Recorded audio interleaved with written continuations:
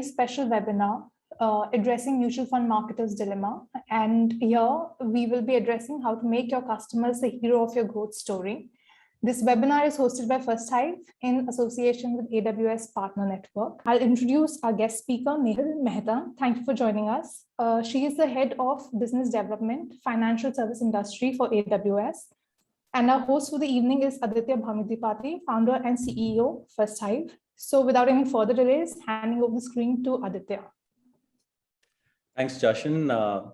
It's so good to be back in a Power webinar. We took a little bit of a break through August, so really good to be back. And I'm really excited that we have a really exciting conversation about one of the most fascinating industries, I think, in the recent times, that we're going to be talking about. So, but before we get into all of that and some interesting snippets, Nehal, we'd love it if you could start with your introduction, and we'll take it from there. Sure. Thank you, Jashan, and thank you, Aditya. It's a pleasure to be here today. So I think to introduce myself, I started my career as a banker, and incidentally, a large part of the banking career that I had, more than a decade, I've had the opportunity to witness the revolution that the Indian capital market space had. The move from physical to dematerialization, the opening up of the economy. I think I've experienced the first-hand impact in terms of the institutional enterprise business impact as well as the country. And so after about working in banks in India, both foreign as well as Indian, I moved on to the technology side of it. I think I'm an interesting mix of domain and technology today, but technology, I firmly believe, enables businesses and gives them the cutting edge. And since my banking career, so in terms of the banks, I've worked in public sector bank like Bank of Baroda, HSBC, Deutsche Bank. Then I moved on to technology leaders, Oracle, IBM, Microsoft. And now for the past 1.5 years, I'm with AWS. Very proud to be here.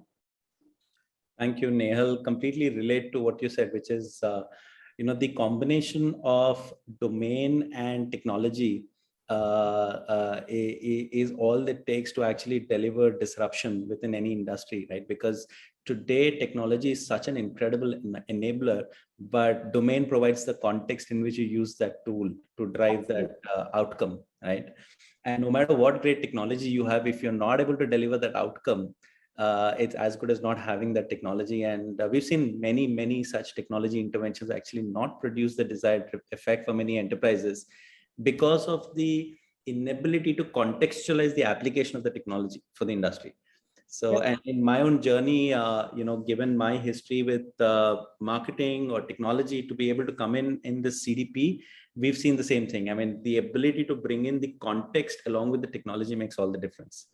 But so, Nehal, my first question to you in this is, over these years, financial services industry in general, but in the context of the topic today, mutual funds or fund houses or investment management as an industry, how is the evolution been? And there have been very interesting kind of milestones that this industry has gone through. So if you kind of look back, let's say the last 15, 20, 25 years, how would you talk about the journey of the industry itself?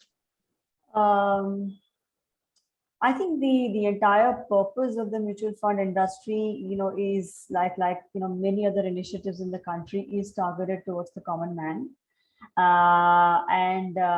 Honestly speaking, from the original, UTI mutual fund to getting the public sector banks launching their own mutual funds and then getting into the mutual fund space, to private sector mutual funds or foreign mutual funds entering the market, it's been a phenomenal journey. I guess, we are somewhere at 40, 45 mutual funds today, 44, I think, mutual funds today. And we have seen a phenomenal growth, I think many X's from the original UTI mutual fund to begin with. Today, we are somewhere at assets under management in terms of 35 lakh crores of rupees, right, which is huge.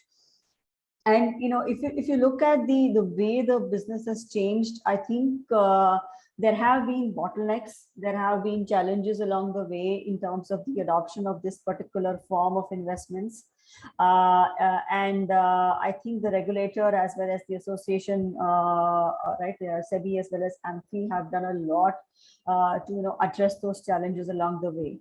If you look at some key milestones that I feel have been disruptive in the mutual fund industry in India, one of the first ones was the opening of the Indian economy, right, which basically allowed a lot more mutual funds beyond just UTI to get into operation, and that essentially really suddenly opened up the eyes of the Indian investors, because now they had not just one behemoth, one large entity, but many people who were coming and offering a wide choice of investments. That was one important milestone. The second milestone, I would say, and this was the first milestone which I felt was very important, was because private sector banks and foreign funds, private sector funds and foreign funds actually really started to become available. Another important milestone I would say in our journey was the rise of D2C, or direct to consumer kind of a trend in the mutual funds, right? There were quite a few there was a community in India out there who were not really willing to trust the distributors, and when direct investments were supported, were permitted, right, I think there was a substantial shift in terms of almost 40 to 45% of the total mutual funds were moved to, let's say, the direct plans, as per the association data that was published at that point in time. And lastly, I feel a lot of the finer aspects, right? Like, for example, total expense ratio, NAV calculation, NAV release timelines. A lot of that has been continuously evolved and improved, with a view to improve the transparency and win the trust of the Indian investors and bring them more towards mutual funds, right? So, where we stand today, there is huge scope for the market penetration to grow if we compare ourselves with like other large economies such as the US and the Canada, where the penetration of mutual funds is almost close to 70-75%, whereas we are still at around somewhere at 14-15%. So there is huge scope for the mutual fund industry to grow today. And to that extent, what is needed is awareness levels. Okay, the investor still needs a lot more education and clarity and awareness around, how this instrument differs, how it protects them, as well as transparency, right? How do the operations happen, the timelines, the transaction level transparency, etc. And last aspect is that grievance resolution has to be much quicker as compared to what it is today. There is a lot that a lot of programs that are being put together, and campaigns like Mutual Fund Sahi Hai and various other initiatives that SEBI and AMFI are coming up with from time to time are very much needed today. But overall, I feel we haven't yet seen I think the best of the mutual fund industry in India is yet to come. Yeah, I mean, you talked about Mutual Fund Sahi Hai. I think that's been an incredible campaign that's been run, right? I mean, it's got the imagination of so many people. And historically, mutual funds has, at least when it started out as a very channel dependent distribution based product. But, with everything that we've seen in the last year and a half or so, I mean, today, 40% plus of the funds under management are all direct funds. And this is an incredible thing for an industry like mutual funds. And that's quite a transformation from where the industry started to where it can accelerate it to now. What would you say are some of the things that, have happened in the last 1.5 years in terms of, some of the initiatives that mutual funds have taken or fund houses have taken to really keep pace with this change in the behavior of the market in terms of, in the investors, now participating both via partners as well as direct. A lot of people have portfolios across both of these different channels that the mutual funds today support. And therefore the demands on the mutual funds itself or the AMCs to be able to deliver that customer centricity has enhanced so much, because now you have the same customer coming through from different channels, but expecting seamless, consistent conversations. How do you see AMCs or fund houses coping with this? Yeah, I think you're right, Aditya, because a lot of the focus in the past 4 to 5 years was on channels, right? And the customer centricity, I would say, is slowly coming, but still a long way to go.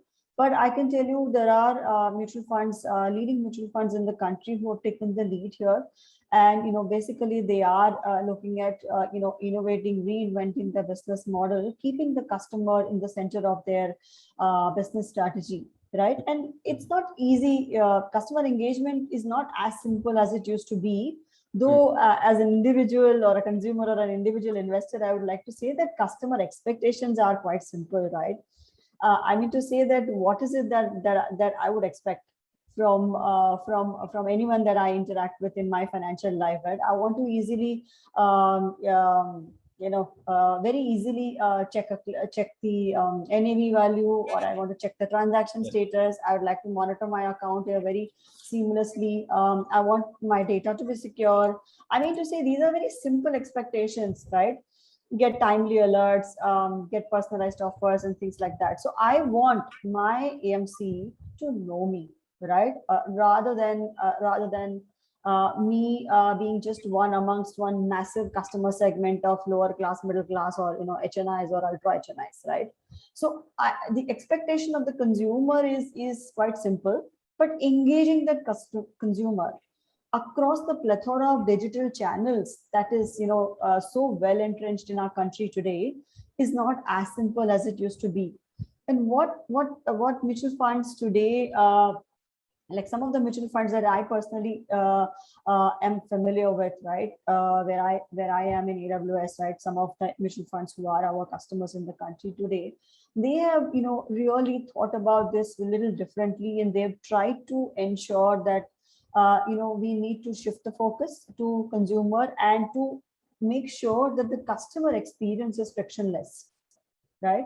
So essentially, when they try to do that, when mutual funds in the country today try to move from a channel-based model to a consumer to a customer-based model, there are quite a few challenges, right? And they like I said, there are multiple digital channels. So how do you ensure that you get a single customer view, right? How do I weed out a Nehal Mehta or an Aditya from that large customer segment that has been historically defined, right? How do I get to know that one individual at a personal level and understand his or her aspirations, risk profiling?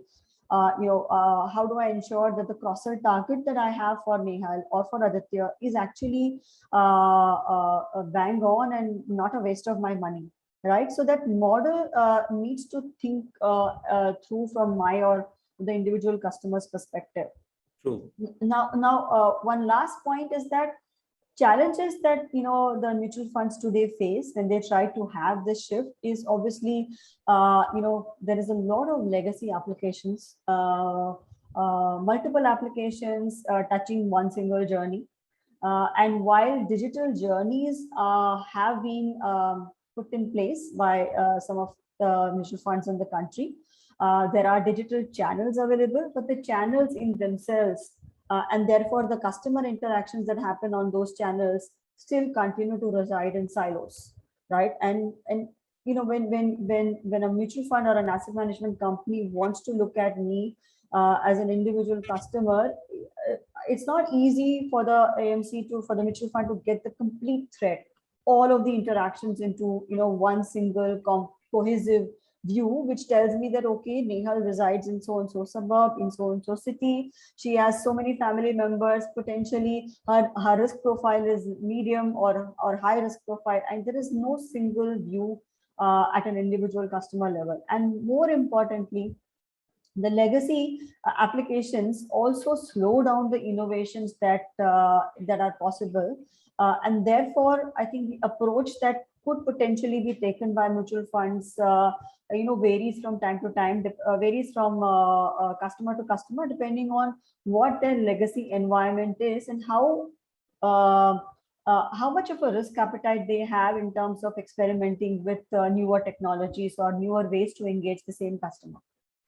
True. No, that's very true. I think the application of when we look at it from a customer experience standpoint or customer centricity is not just so much from acquiring new customers, but also in support and in service request management and ensuring that settlement information is clear. Absolutely. And I think the regulator has also been doing a phenomenal job in nudging the industry towards becoming more customer centric. I think this whole recent nudge to the RTAs to say that, look, come up with a common platform to deliver service requests, right? It's such a fantastic initiative. I mean, very few other industries look at such a collaborative platform, keeping customer at the center of the experience. And I think that is something which is very unique to this industry.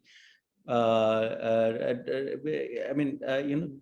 you think? I mean, that's quite interesting. And that must be also triggering a lot of these initiatives within the AMCs.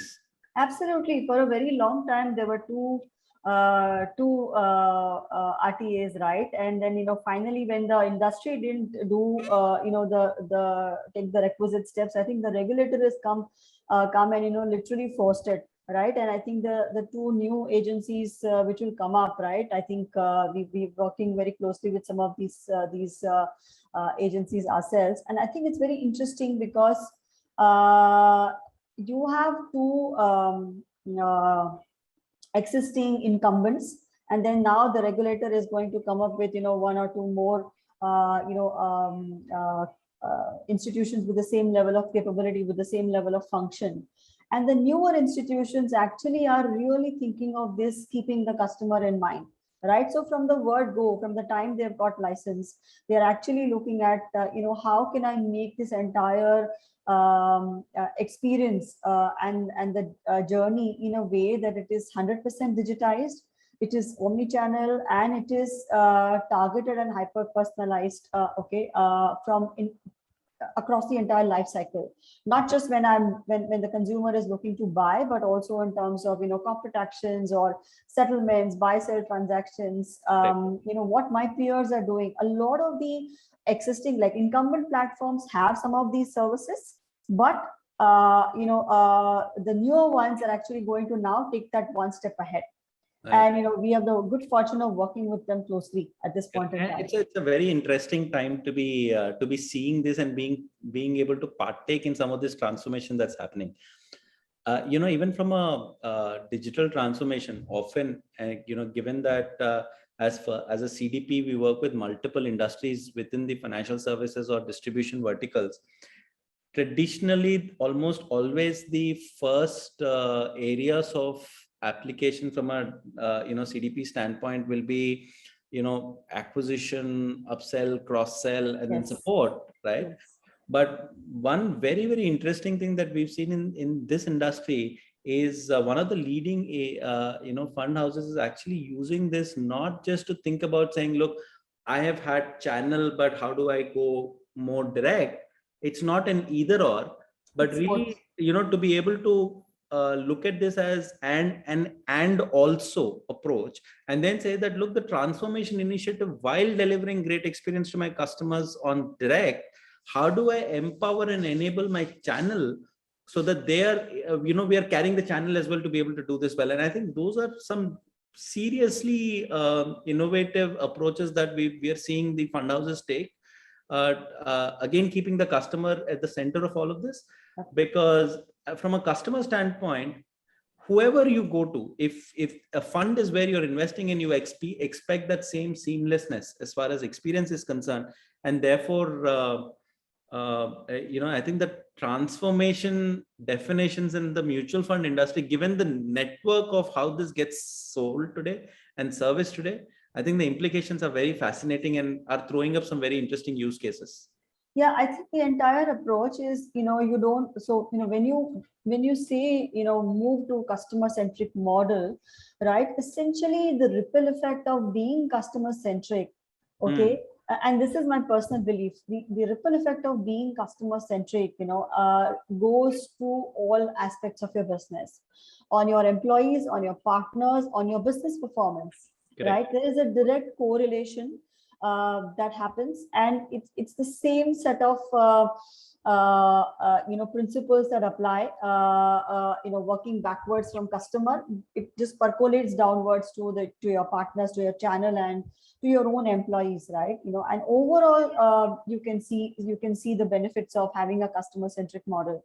And I think mutual funds today, even the public sector ones, or the private sector ones, right, are actually very much thinking on these lines, where, like you rightly mentioned, how do I empower the channel first, also, and, basically, the impact is the decisioning takes into account the impact on all the three parties: customer, partner, and employees. True. That brings me to one more interesting question from the industry itself, which is, from a fund house perspective, if you are to look at, let's say, you're at an early stage, or you're at the starting point of a transformation journey, and you're looking ahead into the next 5 years, right? What would be some of the things to watch out for as you look at becoming more, let's say, customer centric, and what kind of CX initiatives would you expect, these transformation initiatives to actually deliver, in terms of, what kind of goals, and we've seen some acceleration on that in the last few quarters. So how do you see some of those panning out over the next few quarters, and looking forward, for somebody who's starting up, what would be some of those top 3, top 5 things that you think a fund house would typically go ahead and do?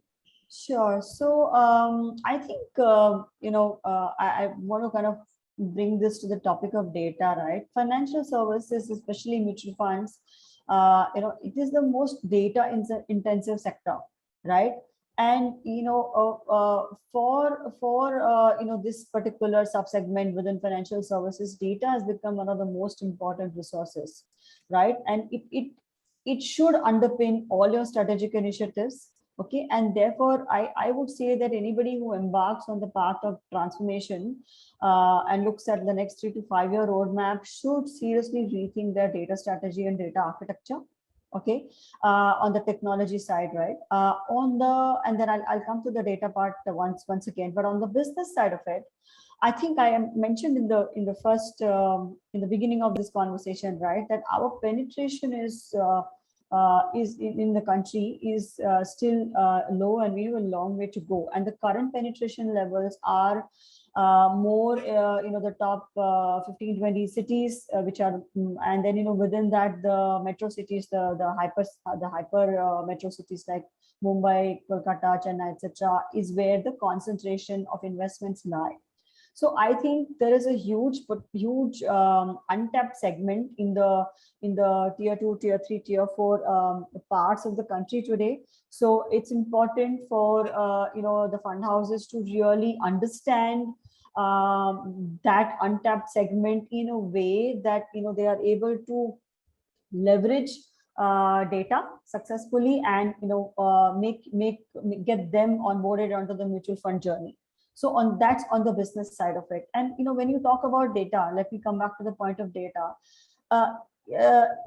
You can have data within your enterprise, but you can also have data outside your enterprise, right? And the alternative data, which is basically new sources of data, new types of data, is very, very critical for the fund houses to understand customer behavior, and to also chart out specific digital journeys, targeted marketing campaigns, okay, which are based on recommendations that come out of that huge pile of data that you've gathered over the years, right? So are you able to really generate the right kind of signals from your data using, let's say, a machine learning algorithm, right? Are you able to get all of your structured, unstructured, all kinds of data, alternative data into a single place, and ensure that you are using technologies like machine learning to give you the right kind of signals which propel you into the taking the right actions, right? So I think one is the untapped areas within the country, two, having the right kind of data architecture and data strategy, and three, I think you need to have the focus on hyper personalization, right? One additional point is that as SEBI keeps coming out, like the regulator keeps coming out with multiple guidelines from time to time, right? I think mutual funds themselves also need to have bring in a lot more transparency, right? More for their end customers, but also for the regulators. And this theme of being a data driven enterprise comes in very, very critical, very, very handy even in that aspect. Yeah, no, AI, the disruption around AI that you spoke about is I think one of those things that's impacting every industry across the board. That one question there in my mind that I often wonder when I think about this industry is, whether you look at robo advisory or you look at other big splashes from an investment standpoint, platforms like Robinhood in the US or Zerodha here, or Yes. you look at, for example, a lot of platforms which are now in the pipeline or which are already here, which are looking at personal wealth management. All of these are both opportunities as well as threats from a AMC standpoint. And a lot of it will depend on how you navigate these things, because a lot of the power to make decisions are really shifting into that individual hands. And therefore, the ability to hyper personalize your messaging and conversations, because a common product with a common messaging versus the product may be the same, but then which component of it you highlight to which individual, which aspect of it is where the communication effectiveness will have to probably get focused on as individuals start making, and especially in the context that 40-50% of investment is now direct, which means individuals are making these choices. How do you see this as an angle into the whole, the way ahead for the industry? See, one of the reasons why, disruptors like Zerodha, Upstocks, or, we have another customer like InMoney, right? They give this personalized, the keyword is personalized wealth advisory, or, personalized messaging and communication. And the overall, ease with which the communication is received by the consumer. So, when a fund house wants to launch a marketing campaign, right, they need to be able to determine, should I send an email, should I send an SMS? Okay. And they also need to have insights into, okay, the last campaign that I ran, how many emails were opened, how many SMSs were read, how many did click through, right? And what is the ratio of the SMSs that were read at 10 p.m. in the night versus 8 a.m. in the morning, right? So I think the channel of communication is important that mutual fund houses needs to take care. Second is also the actual message, right? Which part of the, for example, if you're talking to an HNI customer, who probably has his assets spread across multiple, wealth management portfolios, and he just happens to have invested a large chunk into your own fund, let's say, ABC mutual fund, right? So how can you actually win the trust of that person to ensure that he shares the information with you? Is all by way of timely, relevant, contextualized communication, and also delivering on the fund performance from time to time, right?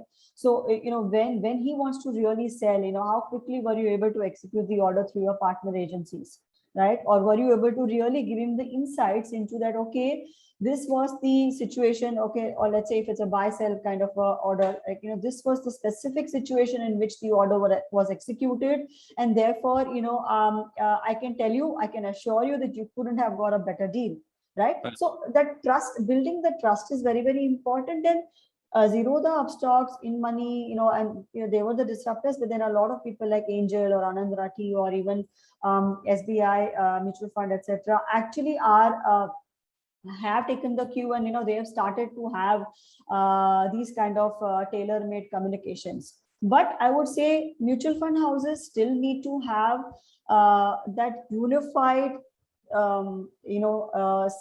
segment of one level kind of a customer view, individual customer view, which probably is something that is the need of the hour across the industry. Which is where platforms like, say, First Hive can. First Hive, absolutely. And, absolutely. One of the interesting, when you were mentioning the whole recommendations piece, or, in the HNI context, I remember a conversation where one of the use cases that we had discussed was, imagine if, if you're a relationship manager, you're selling an investment to a HNI customer or a wealth customer.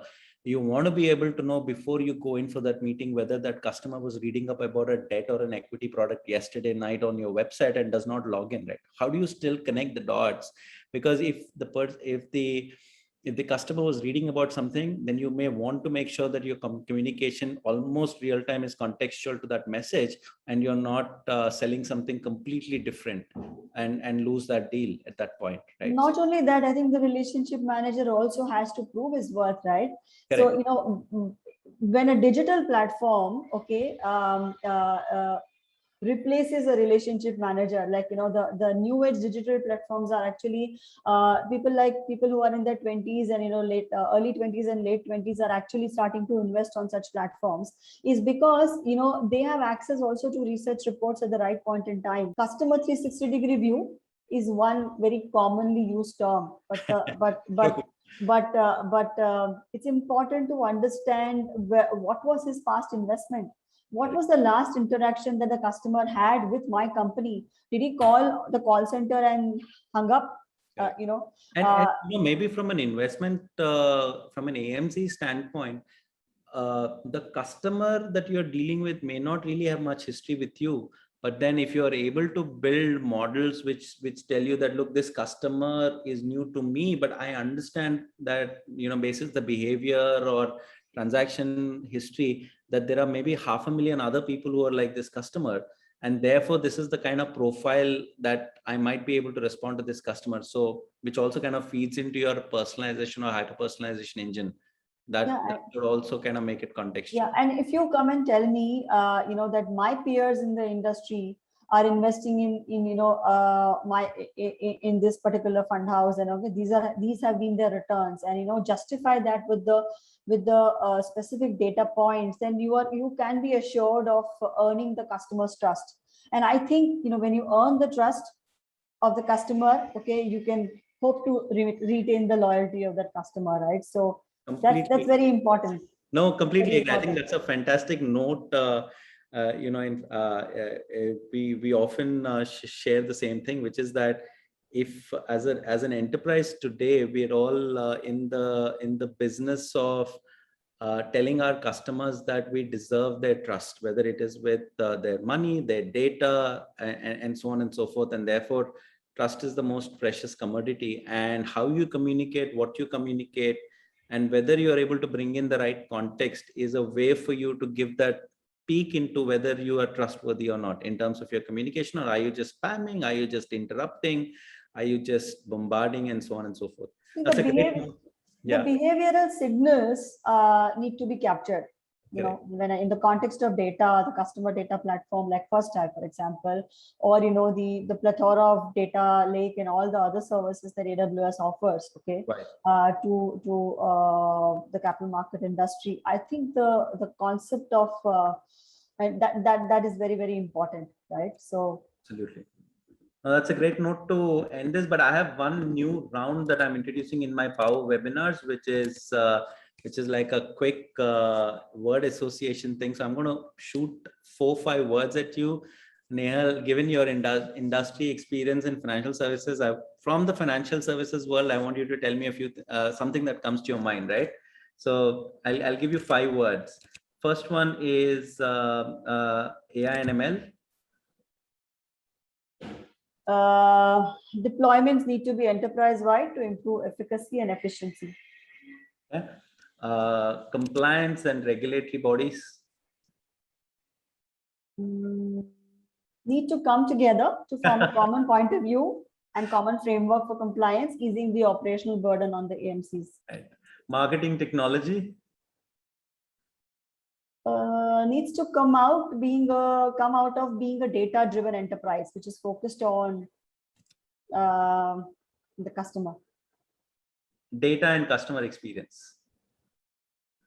Needs to be customer experience needs to be simplified, personalized, and cannot be stagnant. It has to constantly evolve because customers keep expecting better and better things.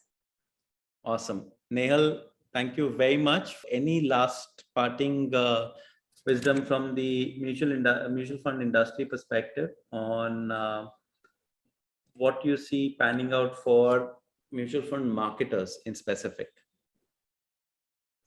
So I think having a unified customer data platform is the key, right?